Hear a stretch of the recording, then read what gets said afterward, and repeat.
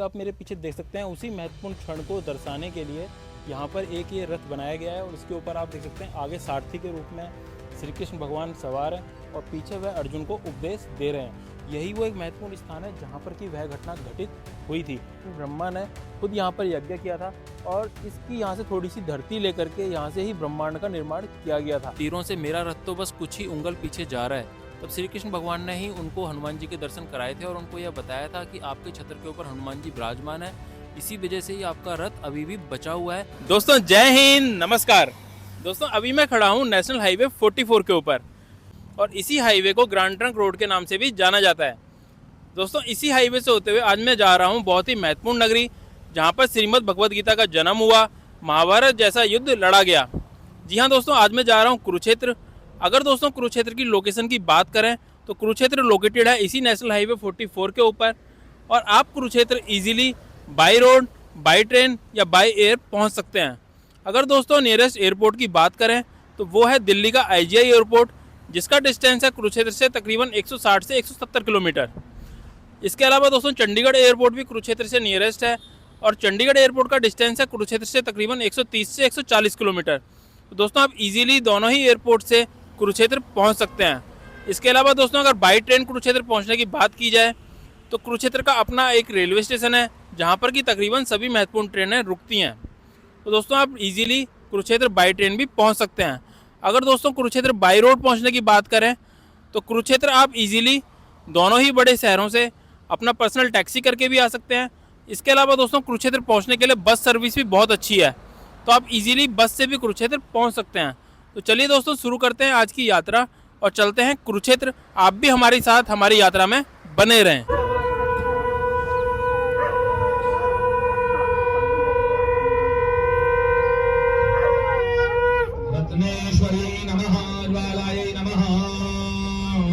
तो अभी हम आ गए हैं कुरुक्षेत्र के सबसे महत्वपूर्ण स्थान ज्योतिसर में। ज्योति का अर्थ होता है प्रकाश और सर का अर्थ होता है सरोवर। दोस्तों यही वह स्थान है जहाँ पर कि श्री कृष्ण भगवान ने महाभारत जैसा भीषण युद्ध स्टार्ट होने से एक दिन पहले संध्या के समय अर्जुन को गीता का उपदेश दिया और गीता का प्रकाश सारे विश्व में फैलाया। दोस्तों यही आप मेरे पीछे देख सकते हैं उसी महत्वपूर्ण क्षण को दर्शाने के लिए यहाँ पर एक ये रथ बनाया गया है और इसके ऊपर आप देख सकते हैं आगे सारथी के रूप में श्री कृष्ण भगवान सवार हैं और पीछे वह अर्जुन को उपदेश दे रहे हैं। यही वो एक महत्वपूर्ण स्थान है जहाँ पर कि वह घटना घटित हुई थी। दोस्तों आप ये मेरे ऊपर देख सकते हैं बहुत ही पुराना ये अक्षयवट है। अक्षयवट दोस्तों इसको इसलिए कहा जाता है क्योंकि इसका कभी क्षय नहीं हो सकता है, इसका कभी नाश नहीं हो सकता है। यह अमर वृक्ष है, ये उस समय भी था और आज भी है। आप मेरे चारों तरफ देख सकते हैं यहाँ पर एक सरोवर भी है। काफ़ी अच्छी जगह है दोस्तों ये। इस जगह की दोस्तों दोबारा से खोज की गई थी तकरीबन 9वीं शताब्दी में, जब शंकराचार्य यहाँ पर आए थे और उन्होंने ही इस जगह को चिन्हित किया था। अगर महाभारत युद्ध की बात करें तो यह भीषण युद्ध लगातार 18 दिनों तक तकरीबन 48 कोस यानी 156 किलोमीटर के एरिया में यह युद्ध लड़ा गया था। अगर आज के समय में देखें तो यह युद्ध यमुनानगर से शुरू होकर के कुरुक्षेत्र, पानीपत, सोनीपत से लेकर के जिंद और पटियाला तक के एरिया में यह युद्ध लड़ा गया था। युद्ध प्रारंभ होने से एक दिन पहले ही जब अर्जुन को अपने कौरव भाइयों को देख करके मन में मोह आ जाता है और वह युद्ध लड़ने से इनकार कर देते हैं, तब श्री कृष्ण भगवान उनको गीता उपदेश देते हुए धर्म और अधर्म का ज्ञान कराते हैं और उनको यह बताते हैं कि युद्ध लड़ना आपका कर्तव्य है और आपको युद्ध लड़ना होगा। और यह कहते हुए अंत में श्री कृष्ण भगवान उनको अपने विराट रूप के भी दर्शन कराते हैं और उनको यह बताते हैं कि मैं ही सर्वे सर्वा हूँ।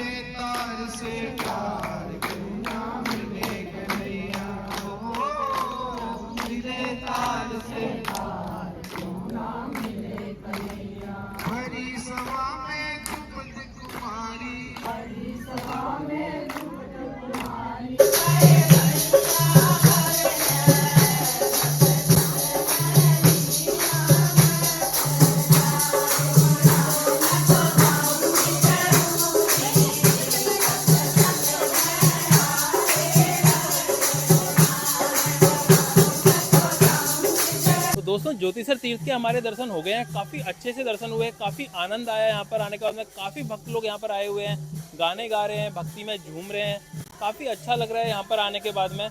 और अगर आप ये मेरे पीछे भी अगर दोस्तों ये देखेंगे, मेरे अभी ऊपर आप देखेंगे तो काफ़ी ये भी पुराना, बहुत ही पुराना वृक्ष है दोस्तों। और यहाँ पर ये जो शिव मंदिर है ये बहुत ही ज़्यादा पुराना है दोस्तों। अगर दोस्तों कुरुक्षेत्र की नहीं, अगर आप पानीपत, कुरुक्षेत्र, सोनीपत, इस पूरी अगर आप बेल्ट की बात करें तो ये हमारी हिस्ट्री में भी बहुत ज़्यादा इंपॉर्टेंट है। आप सभी को पता है हमारे आज तक जितने भी बाहरी आक्रमणकारी आए वो इसी रास्ते से आते थे और दिल्ली के ऊपर अटैक करते थे। तो इतने सारे आक्रमण झेलने के बाद भी अगर ये स्थान अपनी गरिमा बचा करके रखा हुआ है अभी तक, तो ये बहुत ही अच्छी बात है हमारे लिए। आप सभी को यहाँ पर आना चाहिए और ज्योतिसर तीर्थ पर आकर के जरूर दर्शन करने चाहिए। दोस्तों अभी हम लोग यहाँ से जा रहे हैं भीष्म कुंड के लिए, जो कि यहाँ से नज़दीकी है। अभी हम लोग जाएंगे और भीष्म कुंड में दर्शन करेंगे और आप लोगों को भी वहाँ के दर्शन कराएंगे। अभी हम आ गए हैं भीष्म कुंड के पास में, और आप मेरे पीछे देखेंगे तो यहाँ पर ये दर्शाया गया है कि इसी स्थान पर किस प्रकार से अर्जुन ने धरती में तीर मार के पितामह भीष्म की प्यास को बुझाया था। दोस्तों बहुत ही महत्वपूर्ण स्थान है ये। और यहाँ पर आप देख सकते हैं नीचे यहाँ पर एक कुंड भी बना हुआ है, बगल में यहाँ पर ये एक पितामह भीष्म का मंदिर भी है, जिसमें अभी हम जाएंगे और दर्शन करेंगे। दोस्तों अगर इस जगह की बात करें तो यह नीरकतारी गांव के अंदर है। दोस्तों नीरकतारी गांव और ज्योतिसर यह दोनों पड़ते हैं कुरुक्षेत्र से पिहोवा जाने वाली रोड के ऊपर। अगर ज्योतिसर की बात करें तो उसका डिस्टेंस पड़ता है कुरुक्षेत्र से तकरीबन 10 किलोमीटर, और अगर इस भीष्म कुंड की बात करें तो इसका डिस्टेंस है तकरीबन 6 किलोमीटर। तो आप लोग कभी भी कुरुक्षेत्र आते हैं तो इन दोनों ही स्थानों पर अवश्य आएँ। अभी करते हैं भीष्म मंदिर के अंदर प्रवेश। अगर पितामह भीष्म की बात करें तो उनको इच्छा मृत्यु का वरदान प्राप्त था, और जिस समय वह महाभारत के युद्ध में घायल हुए उस समय सूर्य की स्थिति दक्षिणायन थी, जिसको कि अपने प्राण त्यागने के लिए शुभ नहीं माना जाता था। इसलिए वह सूर्य के उत्तरायण होने का इंतजार करते हैं और तीरों की सैया के ऊपर ही लेटे रहते हैं। मंदिर अंदर से बहुत अधिक खूबसूरत है। आप सामने देख सकते हैं नीचे पितामह भीष्म तीरों की सैया के ऊपर लेटे हुए हैं, और गंगा माता, पांचों पांडव और द्रौपदी माता उनके पास खड़ी हुई हैं। अभी हमने भद्रकाली मंदिर कुरुक्षेत्र में दर्शन कर लिए हैं। दर्शन हमारे को काफ़ी अच्छे से हुए हैं, काफ़ी आनंद आया अंदर दर्शन प्राप्त करके। दोस्तों अगर इस मंदिर के इतिहास की बात करें तो जब श्री शिव शंकर माता सती के मृत शरीर को लेकर के ब्रह्मांड में घूम रहे थे, तब विष्णु भगवान ने अपना सुदर्शन चक्र चलाया और माता सती के अंग सारे भारतवर्ष में बिखर गए थे। उन्हीं में से ही एक हिस्सा ये था। यहाँ पर दोस्तों माता सती के दाएं पैर का टखना आकर के गिरा था, और तभी से ही यहाँ पर यह शक्तिपीठ बन गया है। यह शक्तिपीठ मंदिर पूरे भारतवर्ष में फैले हुए 51 शक्तिपीठ मंदिरों में से ही एक है। मंदिर अंदर से बहुत अधिक सुंदर है, और इस भद्रकाली मंदिर का बहुत ही अधिक महत्व है। अगर महाभारत काल से यहाँ के इतिहास को देखें तो कहा जाता है कि महाभारत युद्ध प्रारंभ होने से पहले यहाँ पर पांचों पांडव श्री कृष्ण भगवान के साथ में आए थे, और उन्होंने माता भद्रकाली की पूजा अर्चना भी की थी। और युद्ध में विजयी होने के उपरांत पांचों पांडव यहाँ पर दोबारा से आए थे, और उन्होंने अपने घोड़े इस मंदिर में दान किए थे। और तब से यह प्रथा है कि यहाँ पर भक्त आते हैं और मिट्टी के घोड़ों का माता भद्रकाली को दान करते हैं।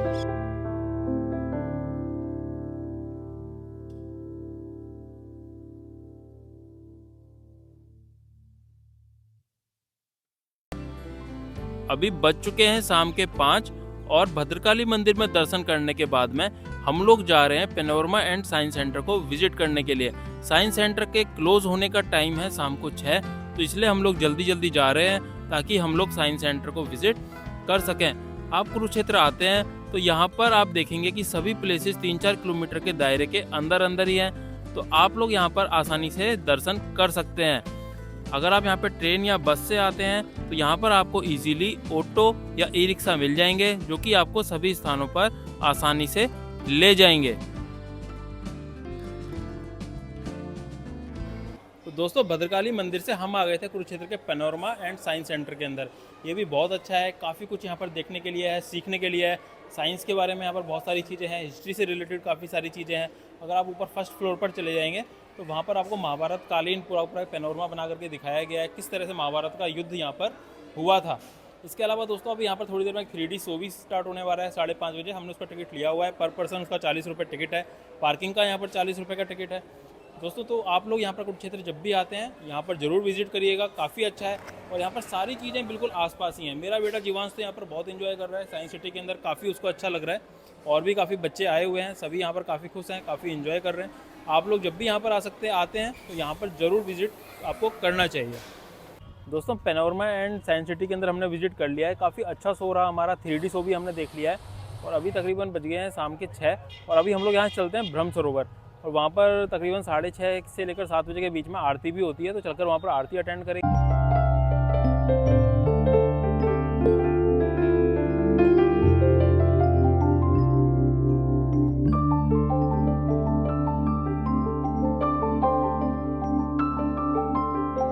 पैनोरमा एंड साइंस सेंटर से हम लोग सीधे आ गए यहाँ पर ब्रह्म सरोवर में और ये बहुत ही सुंदर और विशाल यहाँ पर सरोवर है। आप सामने देख सकते हैं सनसेट हो रहा है, कितना प्यारा यहाँ पर व्यू हो रहा है। आसपास चारों तरफ यहाँ पे लोग वॉकिंग कर रहे हैं, काफ़ी दूर दूर से यहाँ पर भक्त आए हुए हैं। अभी थोड़ी देर में दोस्तों यहाँ पर आरती होने वाली है, हम लोग यहाँ पर आरती का भी वेट कर रहे हैं। आरती यहाँ की हम देखेंगे। अगर दोस्तों इस सरोवर के इतिहास के बारे में अगर बात की जाए तो कहा जाता है कि भगवान ब्रह्मा ने खुद यहाँ पर यज्ञ किया था और इसकी यहाँ से थोड़ी सी धरती लेकर के यहाँ से ही ब्रह्मांड का निर्माण किया गया था और इसी सरोवर को तब से ब्रह्म सरोवर के नाम से जाना जाता है। अगर दोस्तों महाभारत के काल से अगर इसकी हिस्ट्री को अगर हम देखें तो दुर्योधन ने अपने आखिरी समय में जो वह हार रहा था और वह आखिरी समय में जब उसको ये निश्चित हो गया था कि अब मैं मरने वाला हूँ, तो वह बचने के लिए इसी ब्रह्म सरोवर में आकर के छुप गया था। दोस्तों यह सरोवर भी काफ़ी अपने आप में एक महत्वपूर्ण स्थान रखता है और ये कुरुक्षेत्र के अंदर ही है, थानेसर के अंदर। आप लोग जब भी यहाँ पर आते हैं कुरुक्षेत्र के अंदर तो ब्रह्म सरोवर में जरूर आएँ।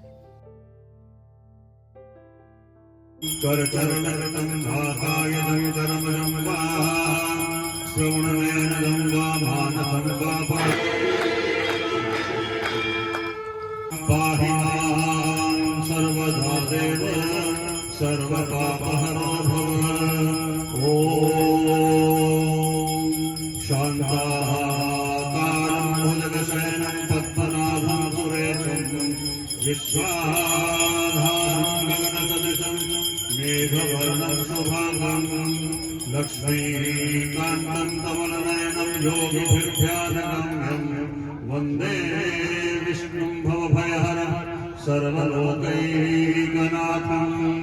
ॐ यज्ञेन यज्ञमयजन्त देवास्तानि धर्माणि प्रथमान्यासन् तेहनाकं महिमानः सचन्त तत्र पूर्वे साध्याः सन्ति देवाः। ॐ एकदन्ताय विद्महे वक्रतुण्डाय धीमहि तन्नो दन्तं प्रचोदयात्। ॐ वेदात्मने च विद्महे हिरण्यगर्भाय धीमहि तन्नो ब्रह्म प्रचोदयात्। ॐ वाग्देव्यै च विद्महे कामराजाय धीमहि तन्नो देवी प्रचोदयात्। ॐ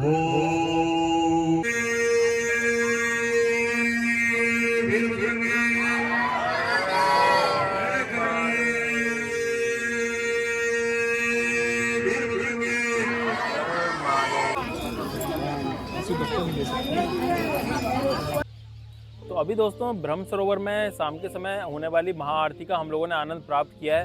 बहुत ही अच्छी आरती होती है, बहुत ही आनंद मिलता है यहाँ पर आरती को अटेंड करने के बाद में।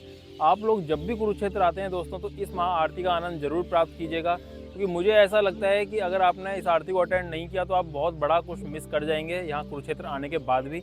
अभी आप मेरे जस्ट पीछे देख सकते हैं तो ये बहुत ही बड़ा यहाँ पर ब्रह्म सरोवर के बीच में एक बहुत ही बड़ा ये रथ बनाया गया है, जिसके ऊपर की वासुदेव श्री कृष्ण इस रथ को चला रहे हैं और पीछे वो अर्जुन को उपदेश दे रहे हैं। गीता उपदेश का ही एक चित्रण यहाँ पर किया गया है जो कि बहुत ही प्यारा लग रहा है, बहुत ही विशाल का ये रथ है। तो दोस्तों आज शाम का हमारा यही प्लान है कि आज हम यहीं पर ही रुक रहे हैं कुरुक्षेत्र के अंदर। कल सुबह हम लोग अपनी यात्रा को यहाँ से ही स्टार्ट करेंगे ब्रह्म सरोवर से ही, और जो कुछ और महत्वपूर्ण स्थान हैं कुरुक्षेत्र के उनको हम लोग देखेंगे, उनके दर्शन करेंगे। उसके बाद ही हम अपनी यात्रा को कुरुक्षेत्र की यात्रा को समाप्त करेंगे। ब्रह्म सरोवर के पास ही है काफ़ी सुंदर दक्षिण मुखी हनुमान मंदिर, तो आप यहाँ पर भी आ सकते हैं और यहाँ पर भी बजरंग बली के दर्शन कर सकते हैं। साथ ही मंदिर के प्रांगण में चलने वाले भंडारे के अंदर भी प्रसाद ग्रहण कर सकते हैं। दोस्तों आरती अटेंड करने के बाद में हम लोग चले गए थे बाहर और हम लोगों ने ब्रह्म सरोवर के पास ही अपना रूम ले लिया है। आज रात को हम लोग यहाँ पर ही रुक रहे हैं। अभी दोस्तों खाना पीना खाने के बाद में हम लोग यहाँ पर ही आ गए थे ब्रह्म सरोवर के ऊपर वॉकिंग करने के लिए। हमें पता चला था ब्रह्म सरोवर बंद नहीं होता है और अभी तकरीबन रात के बजे हैं 10 और यहाँ पर दोस्तों अभी भी काफ़ी लोग टहल रहे हैं। काफ़ी अच्छा लग रहा है यहाँ पर आने के बाद में। तो आप लोग भी कोशिश कर सकते हैं कि आप लोग अपना रूम ब्रह्म सरोवर के आसपास ही लें, जिससे कि इस टाइम पर आप अपनी फैमिली के साथ में यहाँ पर अच्छा टाइम स्पेंड कर सकें। जैसा कि इस विशाल रथ के बारे में मैंने आपको पहले भी बताया और लाइटिंग हो जाने के बाद में यह रथ और भी अधिक सुंदर दिखाई देता है। यह रथ ब्रह्म सरोवर के बीच में है। अगर दोस्तों आप ऊपर नज़र डालेंगे तो छत्र के ऊपर हनुमान जी भी विराजमान है। महाभारत के समय में हमें सभी को पता है दोस्तों कि अर्जुन के रथ को हनुमान जी द्वारा ही बचाया गया था। जब अर्जुन ने श्री कृष्ण भगवान से यह कहा था कि मैं कर्ण के रथ को काफ़ी पीछे धक्का दे रहा हूँ और कर्ण के तीरों से मेरा रथ तो बस कुछ ही उंगल पीछे जा रहा है, तब श्री कृष्ण भगवान ने ही उनको हनुमान जी के दर्शन कराए थे और उनको यह बताया था कि आपके छत्र के ऊपर हनुमान जी विराजमान है, इसी वजह से ही आपका रथ अभी भी बचा हुआ है, अन्यथा आपका रथ तो कब का बर्बाद हो चुका है। दोस्तों काफ़ी अच्छा लगता है यहाँ पर इस तरीके से यहाँ पर ये इस तरह के विशाल रथ को देखने के बाद में। अभी दोस्तों हम लोग जा रहे हैं अपने रूम के ऊपर और कल हम लोग करेंगे कुरुक्षेत्र के बचे हुए स्थानों का दर्शन। तो आप लोगों से हम लोग मिलते हैं कल सुबह, तब तक के लिए गुड नाइट।